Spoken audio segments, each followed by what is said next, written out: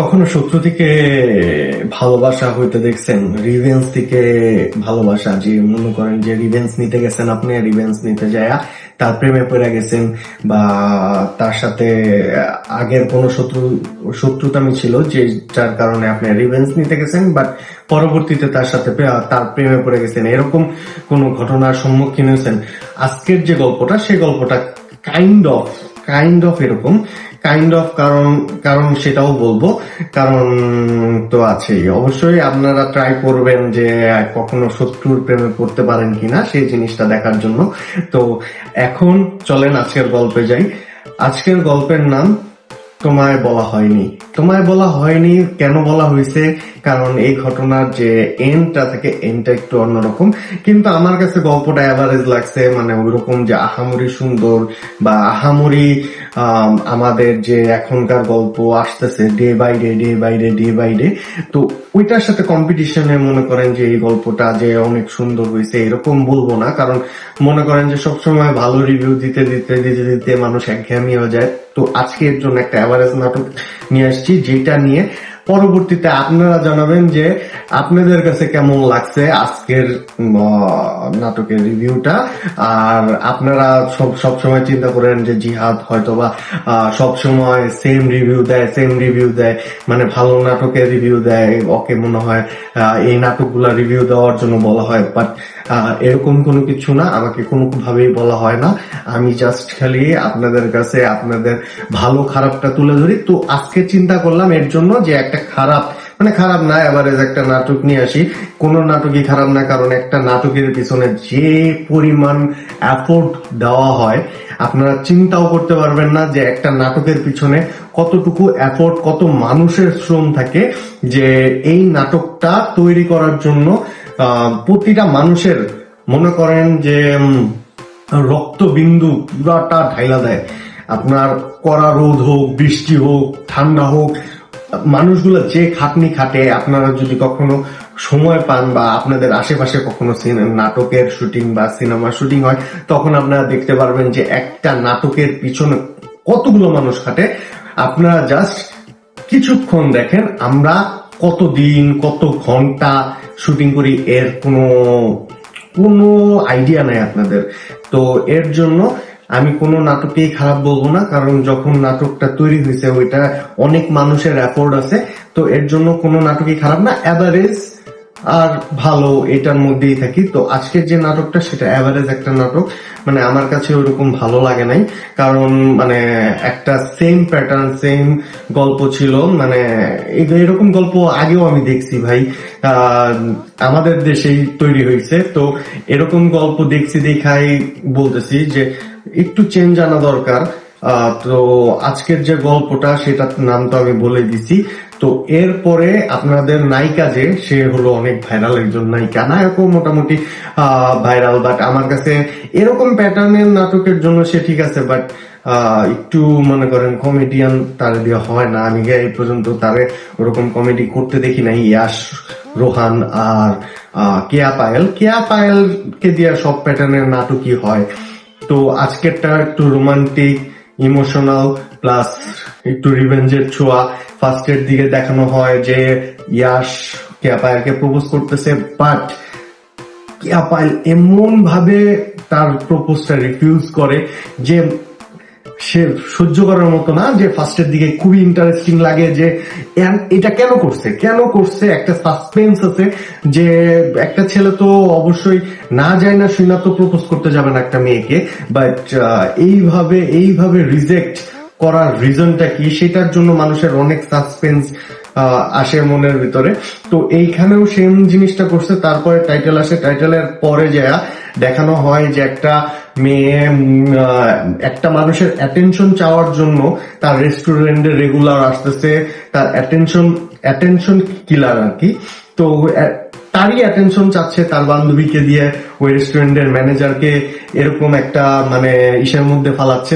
তো এই জিনিসগুলো দেখানো হচ্ছে। পরবর্তীতে ওই লোকটা অ্যাটেনশন দেওয়ার পরে তাকে মানে প্রপার যে একটা মানুষ ম্যানিপুলেট করার জন্য যা যা দরকার, ওই মানুষের যা যা পছন্দ সেম জিনিসটা নিজেকে দিয়ে দেখানো। যেমন ইয়াসের বই পড়া পছন্দ, তাই ওইখানে বই রিপ্রেজেন্ট করা।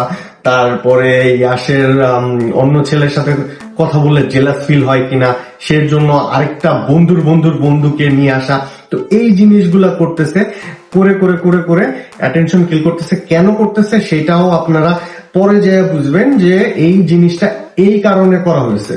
তো এখন এটার রিজন আছে। প্রপার মনে করেন একটা মানুষকে পছন্দ করলে যা যা করা হয়, মানে দেখা যায় যে আসলে তো সব সময় রিয়েল সবাই দেখায় না, বাট একটু তো ফেক থাকে। তো এখানেও একটু সে ক্যাপায়েল ইয়াসকে পটানোর জন্য একটু ফেক জিনিসগুলাই করতেছে।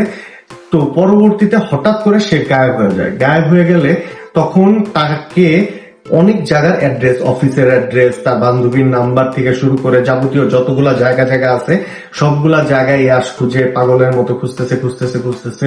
তার নাম নিয়ে খুঁজতেছে। সে যে অ্যাড্রেস বুক যে লাইব্রেরি আছে লাইব্রেরিতে দিয়ে আসছে, সেইখানে পর্যন্ত গেছে। যাইয়া দেখে একটা বাচ্চা মেয়ের নামে তার নাম রাখা হয়েছে। পরবর্তীতে হঠাৎ করে সে ওইখানে এসে হাজির হয়।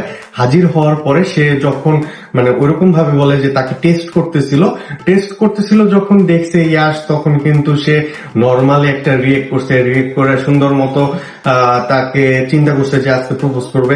তো প্রপোজের আগে সে একটা কথা বলে, যে মানে আমরা সর্বপ্রথম শুনি যে আমি যা বলতে চাচ্ছি সে জিনিসটা আসলে আমি আমার মুখ দিয়ে বলতে পারবো না, এর জন্য একটা খাম দেয়। কিন্তু ওই খামটা কেয়া পায়েল নিয়ে যায়, কিন্তু সে ওই তখনও পরে না। যখন খামটা দেওয়ার পরে সে আংটি খোলার পরে তাকে রিজেক্ট করে দিয়ে কেয়া পায়েল ওখান থেকে চলে যাওয়ার পরে ওইখানে তার স্কুল লাইফে ব্যাক করার রিজন হলো যে এই যে রিজেক্ট করার রিজনটা এখন থেকে শুরু হয়। কারণ এখানে মানে ওখানে কোনো এরকম দেখানো হয় নাই যে তারা পাশে যাচ্ছে বা এরকম কোনো কিছু, বা হুট করে চলে যায় নাটকের ভিতরে। বাট আমি আর কি বলতেছি যে এরপরে তারা পাস্টে যাওয়ার পরে তাদের কলেজ লাইফে দেখায় যে একটা কালো মেয়ে থাকে। সেই কালো মেয়েটাই থাকে কেয়া পায়েল কালো মেয়ে থাকে। তাকে স্কুলের সবাই মানে কলেজের সবাই একটু ইগনোর করে, দূরে রাখে। তো এর মধ্যে নায়ক থাকে ওই কলেজের সব থেকে কুল বয়। আপনারা তো অবশ্যই জানেন যে প্রতিটা কলেজ স্কুলে একজন থাকে যে কুল বয়। তো সেই কুল বয়টা নায়ক থাকে, ইয়াস থাকে। কুল বয় যখন মানে বন্ধুদের সাথে একটু বেডিং করে নায়িকাকে পটানোর পরে তার সাথে একটু ভালোবাসার ছলছতুরি করার পরে যেদিন নায়িকা তাকে আই লাভ ইউ বলে, ওই দিন সে বেড জিতে যায়। তারপরে ওখানে হয় নায়িকা কান্দতে ওখান থেকে চলে যায়। তো এটা দেখানোর পরে নায়িকাও তার কাছে নায়কের সাথে রিভেঞ্জ নিয়ে সেও সেম কাজটা করছে, কাজ করে চলে গেছে। তো এই জিনিসটা তো দুজনের মধ্যে হইলো। এখন প্রেজেন্ট ডেতে সে ওই স্কুলের গেট টুগেদারে যায়। যখন ওখানে বলে যে আমি 8 বছর আপনাদের থেকে দূরে থাকার রিজন ছিল এরকম বিষয়, তখন যায় সে ওখানে একটা জিনিস রিয়েলিটি জানতে পারে যে ইয়াস আসলে তাকে কোনোদিন ধোঁকা দেয়ই নাই। ফার্স্টের দিকে সে বেট লাগাইছিল ঠিক আছে, বাট পরবর্তীতে তার প্রেমে পড়ে যায়। যখন সে চলে যাওয়ার পরে তাকে প্রতিনিয়ত খুঁজছে, করছে, সবকিছু করছে। তারপরে সে ওইখানে জানতে পারে মনের ভিতরে আবেগ নিয়ে এসে বাসায় আসার পরে তারপরে সে সুন্দর মতো করে তার ওই খামটা খুলে জানতে পারে যে সে প্রথম থেকেই জানতো যে এই সেই মেয়ে, মানে নায়ক আর কি প্রথম দিন থেকেই জানতো এই সেই মেয়ে যে হলো কলেজের মেয়ে। তো সে তার নাম চেঞ্জ করছে, সবকিছু চেঞ্জ করছে, তারপরও তো চেহারা তো চেঞ্জ হয় না।